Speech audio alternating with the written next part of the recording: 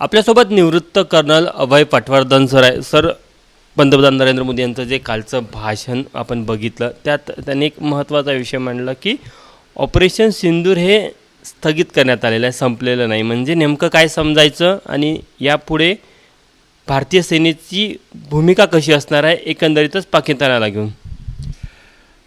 अगदी स्पष्ट आहे. ऑपरेशन सिंदूर हे स्थगित करण्यात आलेलं आहे, संपलेलं नाही. याचा अर्थ असा की आम्ही याच्यामध्ये पॉज घेतलेला आहे. पॉज का घेतला? कारण पाकिस्तान आपली भूमिका सोडायला सध्या तयार झालेला आहे. ते बातचीत करायला तयार झालं आहे आणि जे काही त्यांच्याकडनं दहशतवादी हल्ले होतात आहेत त्या हल्ल्यांवर फेरविचार करायला तयार झालेला आहे, असा याचा अर्थ आहे. दुसरा याचा अर्थ असा आहे की पाकिस्तानवर भरोसा ठेवता येत नाही. हा केव्हा काय करेल सांगता येत नाही. त्यामुळे जी सध्या परिस्थिती आहे की बॉर्डरवर पूर्ण लष्कर म्हणजे एअरफोर्स, नेव्ही आणि आर्मी तिघेही स्टँड टूवर आहेत आणि कुठल्याही प्रकारच्या आक्रमणाला तोंड देण्यासाठी सक्षम आहेत. हे त्यांनी अजूनपर्यंत ठेवतील जोपर्यंत याचा निकाल लागणार नाही की पाकिस्तानला खरंच काय पाहिजे. हा अर्थ आहे ऑपरेशनमध्ये स्थगित करण्याचा आणि ऑपरेशन संपण्याचा. पॉज घेतल्यामध्ये सीमेवर भारतीय सेनेची ॲक्टिव्हिटी तशीच राहील, फक्त ते मूव्ह करणार नाही. अगदी बरोबर आहे. ते जिथे आहे तो तिथेच राहील, फक्त फायर करणार नाही. पण जर पाकिस्तानचे ड्रोन किंवा काही आपल्यावर जर आलं तर परत तितक्याच जोराने त्यांना तितक्याच द्वेषाने त्यांचा प्रतिकार करण्यात येईल आणि त्यांच्यावर आक्रमण करण्यात येईल. ऑपरेशन सिंदूर हे स्थगित करण्यात आलं, या माध्यमातून नेमका काय मेसेज गेला असं वाटतं आणि भारताची एक ताकद कशा प्रकारे दिसली असं वाटतं तुम्हाला? या हा जो स्थगित करण्याचा प्रस्ताव आहे याच्यामधनं जगाला दोन गोष्टी कळतात. पाकिस्तानला हा एक इशारा आहे की आम्ही तुमच्यापेक्षा तांत्रिकदृष्ट्या म्हणजे टेक्नॉलॉजिकली सुपिरियर आहोत. आमच्याकडे स्वतःच्या गोष्टी बनतात, तुमच्याकडे बनत नाहीत. त्याच्यामुळे तुमची जी काही हानी झालेली आहे 8-9 हजार करोड डॉलर्सची, ती भरून काढायला तुम्हाला वेळ लागेल. त्यामुळे तुम्ही याच्यानंतर असा कुठलाही वेडेपणा करू नका की जेणेकरून आमच्या भूमीवर तुम्ही दहशतवादी किंवा आतंकी लोक पाठवाल. तुम्ही आमच्याशी लढाई जिंकू शकत नाही. आम्ही गेले 4 युद्धात तुम्हाला दाखवून दिलेलं आहे आणि यावेळेला तर तुमचं आम्ही कंबरड मोडलेलं आहे. अर्थात हे मोदींनी इतक्या स्पष्ट शब्दात नाही सांगितलं, पण याचा जो गर्भार्थ होता तो हाच होता की तुम्ही जर पुढे काही केलं तर आम्ही याच्यापेक्षा जास्त जोराने तुम्हाला प्रतिसाद देऊ. संघर्ष विरामाला घेऊन अमेरिकेचे राष्ट्राध्यक्ष ट्रम्प कुठेतरी श्रेय घेण्याचा प्रयत्न करत होते आणि त्यातच मग मोदींची ही भूमिका की आम्ही पॉज घेतलेला आहे, थांबलेलो नाही. नाही, दोन गोष्टी वेगळ्या आहेत. पॉज घेतलेला आहे हे कारण आहे की पाकिस्ताननी पॉज मागितला होता म्हणून आपण दिलेला आहे. त्यांनी का मागितला, कसा मागितला ह्याच्यावर चर्चा करण्यामध्ये काही अर्थ नाही आहे. त्यांनी मागितला हे सत्य आहे. आता त्याचं श्रेय कोणी पण घ्यावं, ट्रम्पनी घ्यावं, पुतिननी घ्यावं, कतारनी घ्यावं, सौदी अरेबियाने घ्यावं, त्याला काही फरक पडत नाही. वास्तव हे आहे की पाकिस्तान तयार झालेला आहे. त्यांनी पहिल्यांदा सांगितलं की तुम्ही हे थांबवा, आता याच्यानंतर आपण बोलणी करू आणि याच्यातनं काहीतरी एक समाधानकारक उत्तर शोधू. त्यामुळे श्रेय कोणीतरी घेतलं तरी त्याला काही फरक पडत नाही. आणि त्यामुळेच मोदींनी आपल्या भाषणामध्ये या गोष्टीचा उल्लेख नाही केलेला. ह्या गोष्टीचा उल्लेख आपल्या इथले लोक आणि मीडिया करते आहे. तर त्याचा अर्थ काय आहे मला अजूनही कळलेलं नाही आहे. त्यांनी एक बयान दिलं म्हणून ती संधी होते का? असं जर झालं असतं तर ट्रम्प गेले 5 वर्ष आता किंवा 4.5 वर्ष सत्तेत आहे. आधी एकदा 4 वर्ष होते, आता जानेवारीपासून सत्तेमध्ये आहेत. तर त्यांनी आधी का नाही केलं? पाकिस्ताननी त्यांचं आधी का नाही ऐकलं? कारण त्यावेळेला पाकिस्तान सक्षम होता. आता पाकिस्तान लडखडलेला आहे. आपण त्याचं कंबरड मोडलं आहे, ज्याला आपण मराठीमध्ये म्हणतो. त्यामुळे त्याला गुडघे टेकावे लागले. याच्यामध्ये ट्रम्पचं श्रेय काही नाही आहे. हां, हे असेल आहे की त्याच्यामुळे त्यांनी प्रयत्न जरूर केले असतील. त्याकरता त्यांनी श्रेय घ्यावं किंवा नाही घ्यावं हे आपल्या इथल्या लोकांना जितकं समजत नाही तितकं मोदींना कळलेलं आहे. त्याच्यामुळे त्यांनी याच्यात आपला अजिबात उल्लेख केला नव्हता.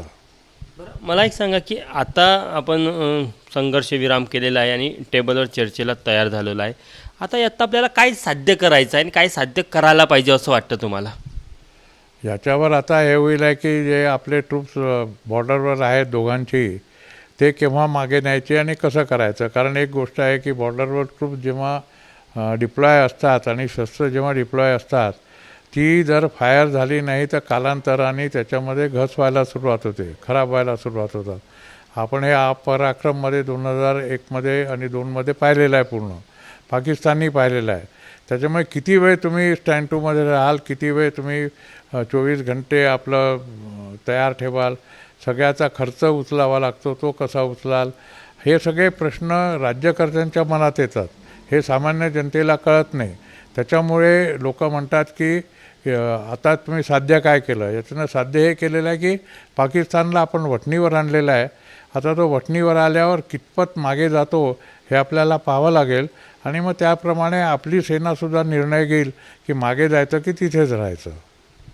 आणखी एक महत्त्वाचा मुद्दा त्यांच्या भाषणामध्ये पाहायला मिळाला की अण्वस्त्रच्या जोरावर कोणी भारताला ब्लॅकमेल करू शकत नाही.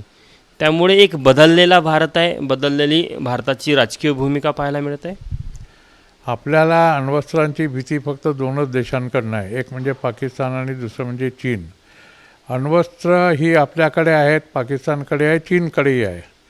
चीनकडे क्षेपणास्त्र आहेत जी पाकिस्तानकडे नाही आहेत. त्यांची क्षेपणास्त्र जे त्याच्यावर त्यांना नाज होता किंवा ज्याच्यावर त्यांना गर्व होता, त्या फतेची आपण कशी धूळदाण केलेली आहे हे आपल्या सर्वांना दिसलेलं आहे. दिल्लीवर मारलेलं फते आपण शिरसा म्हणजे दिल्लीपासून 400 किलोमीटर दूर अंतरावरच आपण ध्वस्त केलं होतं. त्यामुळे त्यांच्या पाकिस्तानकडनं आपल्याला धोका नाही आहे. पाकिस्तानकडे अशी छोटी क्षेपणास्त्र आहे जी साधारण 100 ते 200 किलोमीटर 300 किलोमीटर जाऊ शकतात. चीनकडे मात्र इंटरकॉन्टिनेंटल बॅलिस्टिक मिसाईल्स आणि हायपरसॉनिक बॅलिस्टिक मिसाईल्स आहेत. त्यांचा अवका आपल्या पूर्ण भारतावर आहे. आपला अवका जवळपास पूर्ण सेंट्रल चीन आणि दक्षिण चीनवर आणि ईस्टर्न आणि वेस्टर्न चीनवर आहे. फक्त मंगोलियाला जोडलेला जो प्रदेश आहे तो आपल्या आवाक्याच्या बाहेर आहे. पण काही दिवसांमध्येच जेव्हा अग्नी 5 कार्यरत होईल त्याच्यानंतर तोही आपल्या आवाक्यात येईल. त्यामुळे अण्वस्त्र कोणीही जरी आपल्यावर मारली तरी आपली जी ब्रह्मोस अँटी मिसाईल प्रणाली आहे किंवा आकाश अँटी मिसाईल प्रणाली आहे ती त्यांचा नाश करेल. काही आपल्यावर पडतील पण त्यांनासुद्धा तेवढाच धोका आहे की भारतीय शस्त्रसुद्धा त्यांच्या अंगावर पडतील. त्यामुळे अण्वस्त्राची धमकी देऊन कोणी आम्हाला ब्लॅकमेल करू नका. कारण आपण जे 2000मध्ये पाहिलं किंवा 99मध्ये पाहिलं की वाजपेयींना मानावं लागलं होतं. कारण त्यावेळेला आपल्याकडे तशी क्षेपणास्त्र नव्हती. आपल्याकडे अण्वस्त्र होती पण क्षेपणास्त्र नव्हती. त्यामुळे जर त्यावेळेला चीन उतरला असता तर काय झालं असतं हा एक प्रश्न होता. पण आता तो प्रश्न नाही आहे. आपण दोन्ही देशांना तेवढंच नुकसान पोचवू शकतो जेवढे ते दोघं मिळून आपल्याला पोचवतील.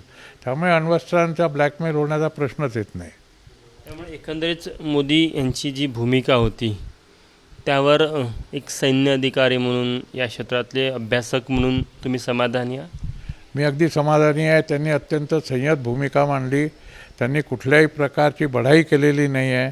त्यांनी फक्त सैन्याला आपल्या सैन्याचं अभिनंदन केलं आहे, लोकांचं अभिनंदन केलं आहे, आपले अर्धसैनिक दल आहे त्यांचं अभिनंदन केलेलं आहे आणि त्यांनी जगाला काही सूचना दिलेल्या आहेत आणि त्या वाजवी होत्या. कारण आपल्यावर अन्याय झाला होता, आपण पीडित होतो, आपण त्याचा बदला घेतला किंवा त्याला प्रतिसाद दिला हे जगाने पाहिलं. जगाला आपली जी कुवत आहे, टेक्नॉलॉजिकल कुवत म्हणा किंवा नॉर्मल सैनिकी कुवत म्हणा, ही दिसलेली आहे आणि आता जग दोनदा विचार करेल भारताची खोडी काढायचा किंवा भारतावर हल्ला करायचा.